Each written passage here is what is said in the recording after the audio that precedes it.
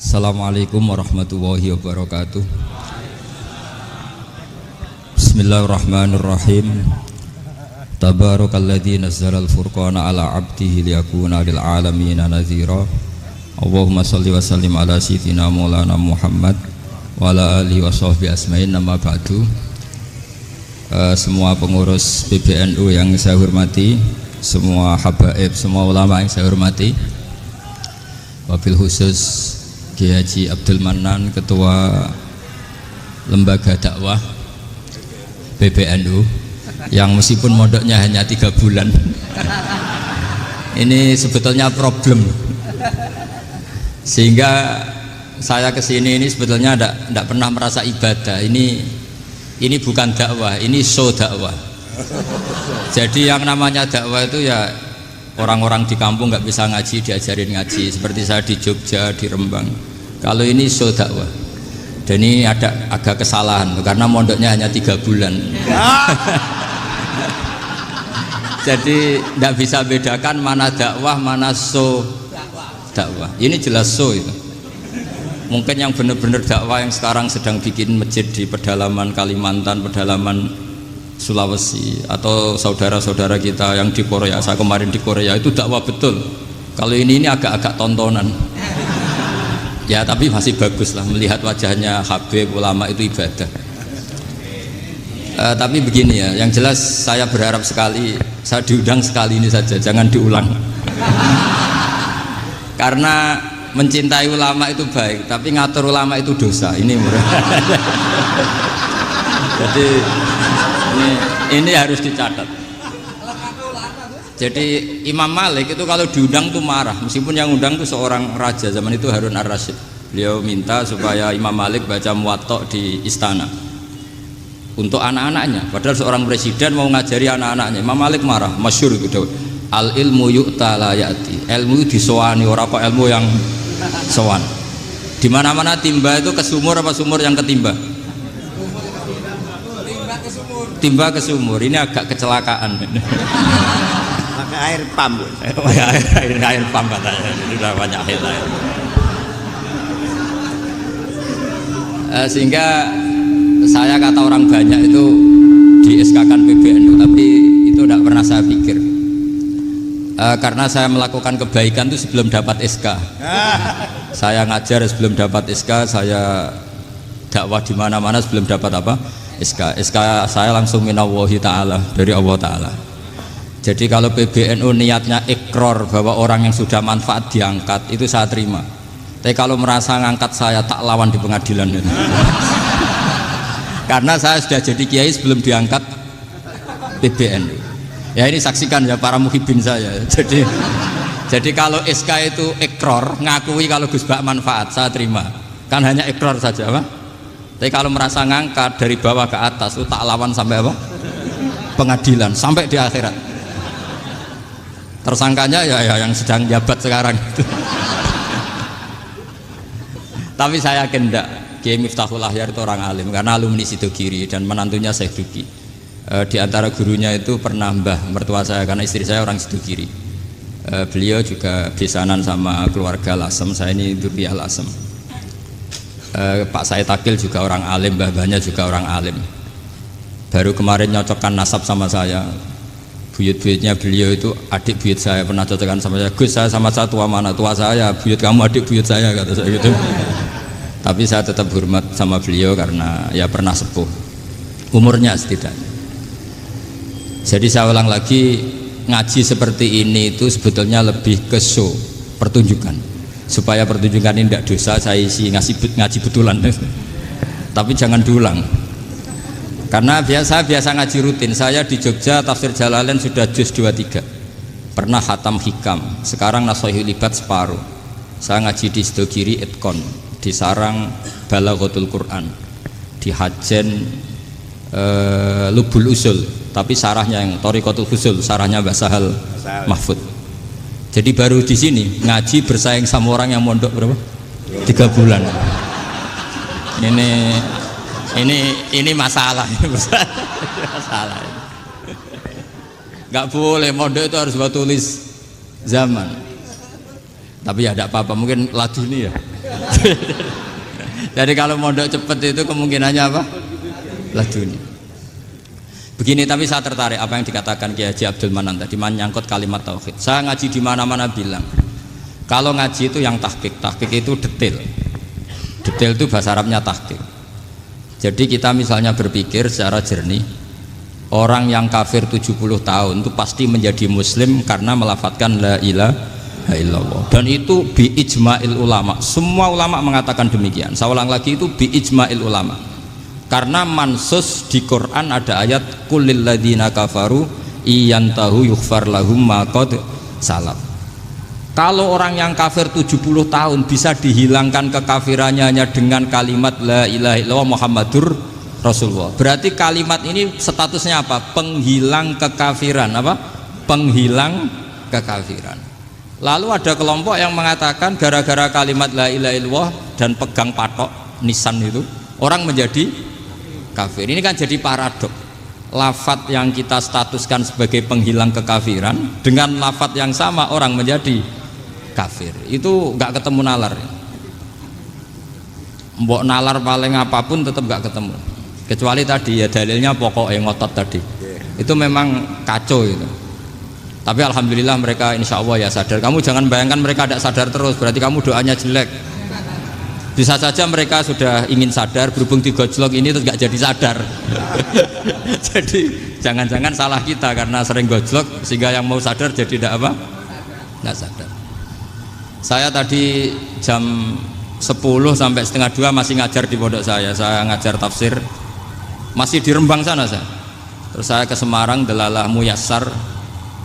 Ya mungkin agak-agak keramat, jadi tetap jam 3:4 saya bisa ketemu Habib Umar Hafid. Saya beberapa menit ya diskusi tentang manhaj beliau. Dan kebetulan saya sering belajar kitab beliau sama alumni-alumni Darul Mustafa.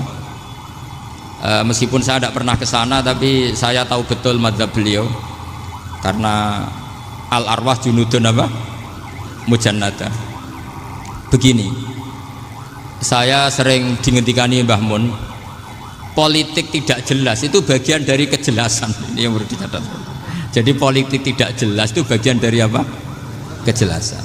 Misalnya begini, siapa yang mengira Khalid bin Walid yang sangat musuhi Rasulullah, dia panglima orang kafir ketika ngalahkan Rasulullah di perang Uhud, akhirnya Khalid bin Walid masuk apa? Islam. Begitu juga Wahsy, qatilu ahabbin nasi ila Rasulillah, pembunuh Sayyid Hamzah, akhirnya juga masuk Islam.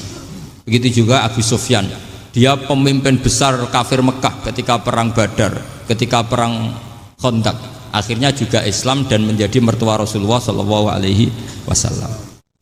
Dari fakta ini kemudian banyak ulama alim yang ngambil sikap itu ya cara Jawa itu anggang-anggang. Anggang-anggang itu gak tegas, tapi gak tegas dari rumusan ilmu yang detail. Saya ulang lagi, gak tegas tapi dari rumusan ilmu yang apa?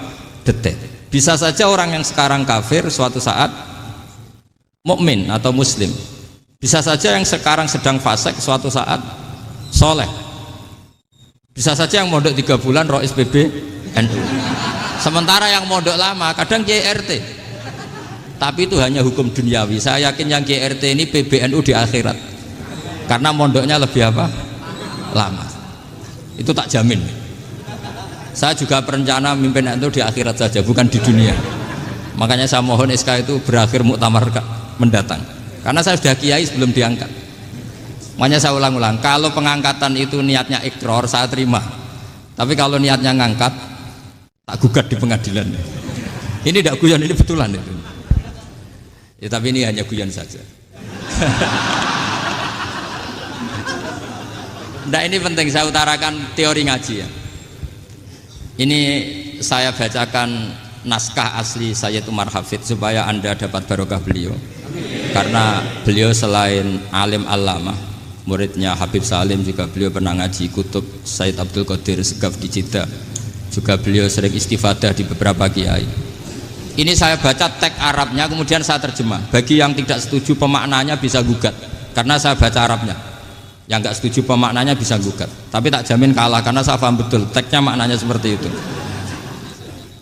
Logikanya tadi ya, ketika Rasulullah ngambil sikap tegas kepada Qatilu Hamzah yaitu Wahsy, dan ketika Rasulullah ngambil sikap tegas pada orang-orang yang mengalahkan beliau di perang Uhud, kaifa yuflihu qaumun fa'alu bi anbiya'ihim hakadha, bagaimana mereka jadi orang benar atau orang yang dapat kebahagiaan kalau mereka perlakuannya seperti Nabi seperti ini, yaitu Nabi sujja wajhu masyhur wa kusirat ruba, yaitu Nabi itu wajahnya terluka, gigi serinya tanggal. Orang-orang seperti ini tuh nggak akan bejo kalau orang Jawa, nggak akan falah. Tapi apa yang terjadi? Allah menurunkan ayat laisa laka minal amri syai'un aw yatuba 'alaihim aw yu'adzibahum. Muhammad itu bukan wilayah kamu ngecap orang, menstigmasi orang itu tidak wilayah kamu. Saya bisa saja mengampuni mereka atau menyiksa saya itu atau menyiksa mereka itu wilayah saya, kata Allah. Saya bisa saja mengampuni mereka atau menyiksa mereka itu wilayah saya. Sehingga akhirnya apa? Rasulullah tidak ngambil sikap yang mungkin orang lain mengatakan itu tidak tegas. Tapi itu kearifan. Betul, akhirnya Wahsy malah masuk Islam. Khalid bin Walid panglimanya juga masuk Islam. Dan beberapa orang kafir juga masuk Islam, termasuk mimbenihim, ketuanya yaitu Abu Sufyan. Ini penting saya utarakan. Makanya ini saya baca pembenaran dari konstruksi pikiran tadi. Nah ini supaya khas. Ini khasnya orang mondok 10 tahun nih. Jadi ini tak baca ini. Nah, biar jelas ini nanti tagnya persis ya, tidak saya rubah. Ini di kitabnya Habib Umar Hafid, namanya itu Taujihun Nabi Limardoti Bari. Kalau diterjemah ya mengarahkan orang yang sadar. Nabi itu orang yang sadar ya, sampai ini termasuk orang yang sadar. Limardoti Robbi, menuju mendapat ridho Tuhan atau Allah Subhanahu wa Ta'ala. Saya baca tagnya ini di halaman 179. Ini tidak ada yang saya rubah, tidak saya kurangi. Bismillahirrahmanirrahim. Fala buddha an nuwattina qulubana ala annana khodamatu ahli hadal qaul wa yattali'u wa min qulubina annana na'taqidu imkaniyata ayyasfa'a fi ahadina yaumal qiyamati man huwal ana kafirun yuslimu faya'lu sya'nu indal haqqi fayakunu sababan li kholasika fil qiyamah yumkinu dzalik. Jadi kita para dai, para kiai itu adalah khodamatu hadal kaun. Kita ini adalah pelayan alam raya ini yang selalu berharap alam ini akan lebih baik. Orang yang sekarang sedang kafir bisa saja nanti yang nyafaati kamu di akhirat, yaitu mereka masuk Islam lalu Islamnya lebih serius, akhirnya punya hak syafaat. Sementara kamu Islam mulai kecil tapi biasa-biasa saja seperti ini, mulai dulu ngaji terus sama Ki Abdul Manan, nggak pernah yang ngisi ngaji, itu artinya nggak ada perkembangan. Makanya saya nggak ingin ngaji lagi karena saya ingin perkembangan Anda nanti tukang mengisi, bukan yang diisi. Kalau saya nanti ngaji lagi di sini, artinya Anda kalau tetap mendengarkan itu tidak ada perkembangan. Pantas saja semulang Gus Bahak sampean sing ngaji. Sekali-kali ada perkembangan, saya ngaji sampean yang mulang, itu bagus itu. Meskipun itu perkembangan yang menyesatkan.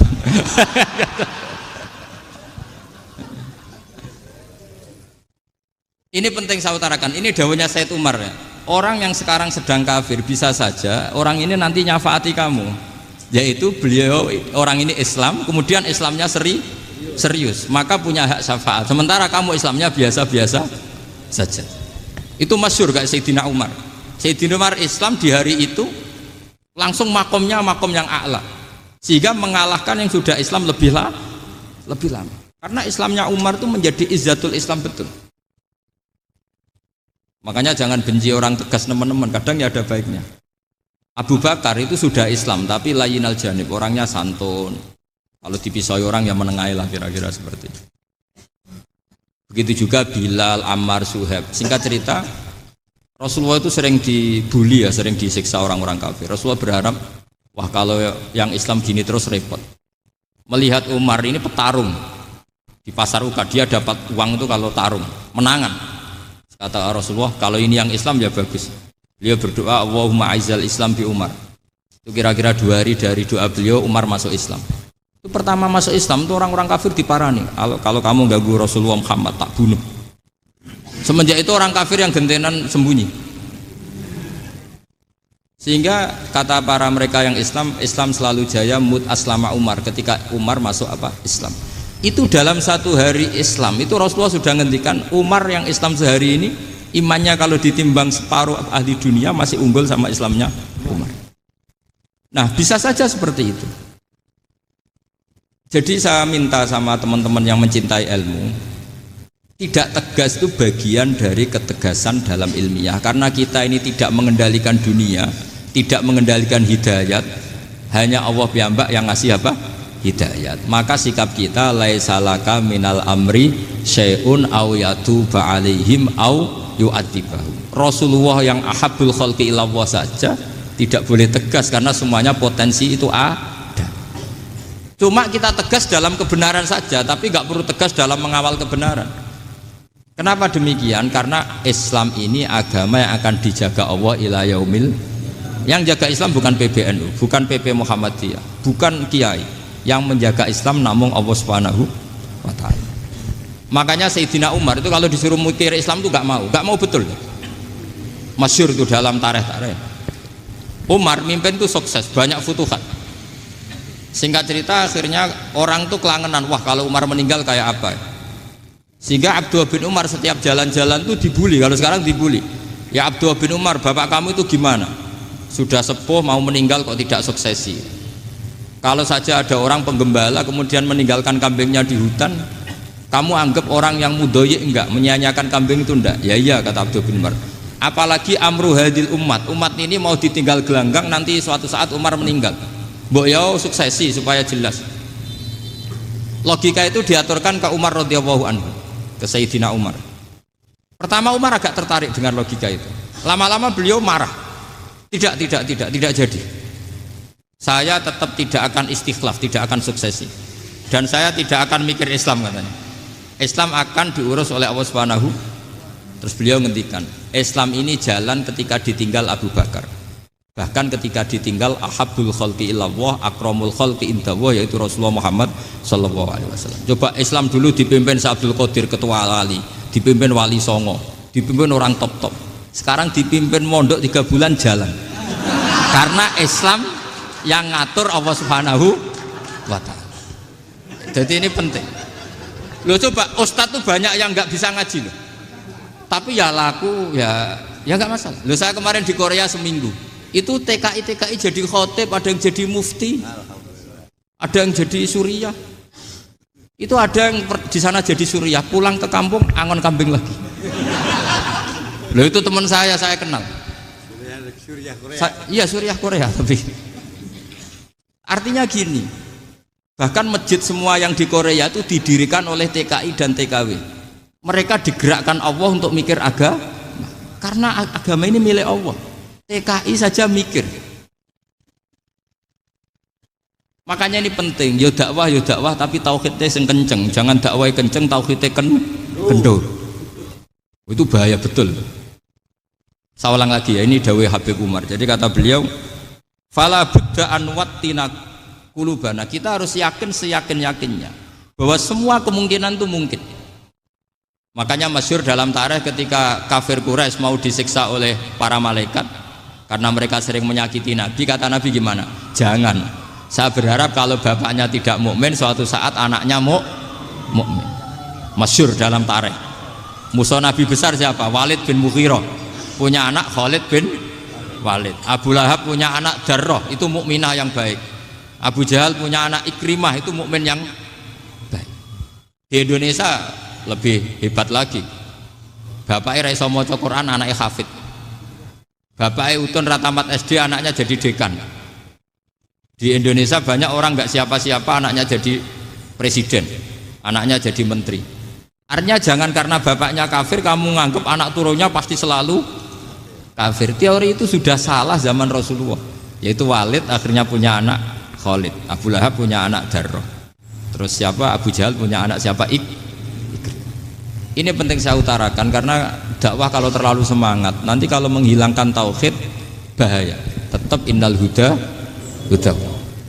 Uni Soviet kayak apa? Mengkooptasi negara-negara sekelilingnya sampai jadi Zuni. Tapi apa yang terjadi? Uni Soviet yang runtuh, persemakmurannya semua rata-rata jadi negara apa? Islam, kayak Uzbek, kayak Ceknya, kayak apa-apa. Karena agama ini diurus Allah. Sehingga kalau tapi kamu ngitmai agama nggak apa-apa. Makanya istilahnya Habib Umar khodamah itu pelayan, nggak apa-apa. Kita ngitmai agama itu nggak apa-apa. Dengan ngitmai terus mikir nggak apa-apa. Tapi jangan mikir yang merasa kalau kita mati, wah nanti agama ini kukut karena saya mati. Kamu itu siapa? Agama Islam ini tidak pernah dipasrahkan kamu. Diurus oleh Allah Subhanahu wa taala sendiri. Sehingga ketika Wali Songo meninggal, agama ini tambah kuat sampai sekarang. Kecil saya itu kalau pengajian susahnya bukan main, harus izin sana sini. Sekarang setiap pengajian polseknya datang, polresnya datang, nggak ada intel, nggak ada apa. Padahal kiai dulu sama kiai sekarang itu kira-kira alim mana? Raden kiai dulu. Mbah Hasyim Asy'ari itu ngarang kitab sampai dibaca di Yaman. Saya sering baca juga kitab beliau, Risalatu Ahli Sunnah wal Jamaah. Kiai sekarang mau terjemah aja kadang salah memahami. Tapi ya Islam tetap jalan karena Islam ini dikawal, dijaga oleh Allah Subhanahu wa taala. Maka kalau dalam cerita tarikh sirahnya Ibnu Ishaq itu, tauhid itu penting. Beliau cerita begini. Sayyid Abdullah itu namanya Abdullah bin Abdul Muthalib. Kita tahu kenangannya Rasulullah terbanyak itu bukan dengan Sayyid Abdullah tapi dengan Sayyid Abdul Muthalib, dengan mbahnya. Karena Nabi itu mulai kecil dirawat oleh siapa? Mbahnya. Yaitu yang disebut Nabi ketika 2 bulan kan abahnya sudah meninggal. Ya saya baca ya, pakai bahasa Arab biar jadi bid'ah. Nanti kalau bahasa Indonesia ada bid'ah. Tidak betul. Diba atau berjanji sebenarnya itu kitab sejarah, berhubung dibaca bahasa Arab terus kayak mantra. Terus yang belakang mau nyenggai soleh aleh, sehingga kubu sebelah bilang tuh khurafat dan bid'ah. Coba diterjemah ini, coba nanti saya baca bahasa Arab. Walamma tamma min hamli syahroni ala masyuril aqwalil marwiyatu fiya bil madinati abuhu Abdullah wa kana qad istaza bi akhwalihi bani adi minat taifatin najariyah wa makatha syahron saqiman yu'anu nasukmahu wasakwa. Terus di pojok sana bilang soleh aleh. Pasti kubu sebelah yang liwat, wah itu khurafat bid'ah karena dianggap mantra. Padahal artinya coba sampean baca bahasa Indonesia. Ketika hamil Rasulullah umur 2 bulan, abahnya meninggal di kota Abwa. Kota Abwa adalah kota keluarga besar ibunya Sayyid Abdullah. Kebetulan pas ke sana beliau sakit sampai 1 bulan dirawat. Bid'ahnya di mana kalau diterjemah? Wong itu kitab tarikh. Makanya saya nggak tahu yang membidah-bidahkan tiba itu karena tadi. Tapi sampean juga ikut salah karena nyenggai sholawat tantok itu. Jadi makanya saya bilang tadi kalau bahasa Arab bid'ah, kalau sudah terjemah bid'ah karena kelihatan kalau itu hanya kitab tarikh. Loh, coba bid'ahnya di mana? Wa ba'du fa'aqulu wa Muhammad bin Abdullah bin Abdul Muthalib bin Hasyim. Itu kalau diterjemahkan, kamu harus tahu siapa nama Muhammad. Muhammad punya abah siapa? Rasulullah Muhammad Abdullah. Punya abah siapa? Abdul Mut. Punya abah siapa? Hasyim. Coba baca gitu di kubu sebelah. Oh iya. Berhubung baca bahasa Arab. Wa ba'du fa'aqulu wa Muhammad bin Abdullah bin Abdul Muthalib bin Hasyim. Jadi itu hanya salah baca saja. Maksudnya salah yang ngukumi, bukan salah yang baca, salah yang apa? Ngukumi. Sayyid Abdullah ini orang yang tauhidnya sangat kuat. Sayyid Abdul Muthalib lebih kuat lagi. Saya cerita sedikit betapa pentingnya tauhid. Ketika pasukan Abraha bawa pasukan gajah mau menyerang apa? Ka'bah. Itu sebelum menyerang itu semua aset-aset milik orang kafir Quraisy, milik orang Quraisy lah. Itu ditawan, diambil, termasuk milik Sayyid Abdul Muthalib, milik Abdul Muthalib. Terus ketika mau masuk Ka'bah, mau masuk Mekah, kata Abraha, man sayyidu hadal wadi, siapa yang kamu tuakan, yang kamu pertuan di sini? Oh, Abdul Muthalib. Abdul Muthalib itu dipanggil, itu auranya luar biasa. Abraha yang di tempat perkemahannya itu harus duduk di atas karena dia raja, itu duduk di atas gak berani, saking wibawanya Abdul Muthalib. Ini mbahnya Rasulullah. Akhirnya Abraha bilang gini, saya duduk di bawah tidak mungkin karena saya raja, kamu duduk jejer saya tidak mungkin karena nanti umat saya kecewa karena raja kok disaingin gitu. Ya sudah, santai berdiri-diri kita ngomong. Akhirnya Sayyid Abdul Muthalib tadi diomongin gini, saya itu tidak ingin merusak orang-orang Mekah, orang-orang Quraisy. Saya hanya kecewa punya tempat ibadah dikencingi, diberakin sehingga saya mau merubuhkan Ka'bah. Tapi dengan damai, nggak ada perang. Apa jawabnya Abdul Muthalib? Lucu. Nggak apa-apa, Ka'bah kamu robohkan silakan, nggak apa-apa. Yang penting unta saya yang kamu sita kembalikan. Harta saya yang 100 unta kamu sita kamu kembalikan. Itu Abraha kagetnya bukan main. Kaget karena kamu itu pemimpin apa? Tadi saya hormat kamu karena kamu tak anggap orang hebat. Hadhil Ka'bah dinu abaika, ini Ka'bah itu agama kamu. Pas saya hancurkan kok kamu tenang-tenang saja. Padahal pas mau saya hancurkan kamu tenang-tenang saja, malah tanya unta kamu itu gimana? Apa jawabnya Abdul Muthalib? Inna lihadal baiti robban hamahu. Sebab Ka'bah itu ada yang punya dan pasti akan melindungi Ka'bah. Tapi kalau unta itu milik saya, ini urusan saya, ini unta. Jadi inna lihadal baiti robban hamahu itu tidak milik saya, itu ada yang punya. Ya sudah, biar yang punya aja yang jaga, itu tidak urusan saya. Akhirnya unta dikembalikan, aman deh, untung double. Terus akhirnya dia ke Ka'bah, fa'akhudha bi halaqatil bab, karena dulu apa itu halaqatil bab, karena dulu itu yang dipakai apa itu pegangan itu bentuknya apa, bulat, makanya diistilahkan halaqah apa, bulat. Kalau sekarang halaqah ilmiah itu seminar. Tidak. Halaqah itu buruhi lain lagi. Lagi ya. Pegang terus bilang gini, kata Abdul Muthalib, ya Allah, Ka'bah ini mau dihancurkan oleh Abraha. Ka'bah ini milik kamu. Saya mau ke gunung, mau melihat apa yang kau lakukan terhadap orang yang mau merusak Ka'bah. Terus Abdul Muthalib bilang ke umatnya, wa ya qaumi, ayo kita ke gunung melihat ma fa'ala rabbuna, apa yang akan dilakukan Tuhan kita terhadap orang yang mau menghancurkan Ka'bah. Jadi santai saja, santai. Terus Abdul Muthalib naik gunung sama orang-orang Quraisy. Abraha datang mau merusak Ka'bah, terus terjadi alam taro kaifa fa'ala rabbuka bi ashabil fil. Itu melihat, dan betul Ka'bah dijaga Allah. Islam juga gitu. Ketika Islam dikooptasi Uni Soviet, semua ulama, semua wali perasaannya hanya nunggu kehancuran Uni Soviet, karena pasti agama ini dijaga Allah. Saya setiap sholat, setiap munajat, ketika baca Rabbana lakal hamdu bil samawati wa mil'ul ardi. Dulu saya iskal itu janggal. Ya Allah, engkau zat yang layak dipuji, yang pujian itu memenuhi langit dan bumi. Pikiran saya kalau bumi ateis itu mujinya kayak apa? Tapi Masya Allah, ketika saya datang di Korea, bumi ateis, ternyata di sana banyak masjid, banyak tasbih, bahkan ada sakduna di sana. Karena Allah sudah ngendikan lakal hamdu mil'us samawati wa mil'ul ardi. Dan sekarang nyata, semua bumi ateis, bumi apa saja, ada tasbihnya, ada tahmidnya. Makanya sadaqallahul adzim ketika ngendikan sanurihim ayatina fil afaq walladzi arsala rasulahu bil huda dinil haqqi liyuzhirahu 'alad dini kulli. Makanya saya mohon sekali bahwa agama ini harus kamu khidmah. Tapi enggak boleh kamu pikir. Atau dibaliklah, khidmah maka memikir. Tapi tidak usah GR bahwa agama ini diserahkan sampean. Saya juga enggak ridho. Agama kok diurus orang-orang kayak gini, kayak apa nasibnya? Jadi ini penting, karena rata-rata kiai alim itu tidak jelas. Terus oleh orang-orang yang nggak pernah ngaji itu, wah ini nggak jelas, nggak tegas. Islam itu harus tegas. Maksudnya tegas itu kayak apa? Tegas itu di wilayah kita. Kalau istri kamu mau diperkosa orang itu boleh tegas, itu wilayah kamu. Tapi kalau hidayat itu wilayahnya Allah Subhanahu wa Ta'ala, kita tidak pernah tahu. Bahkan yang sudah Islam saja, nyuwun sewu, itu nggak ada jaminan mati husnul.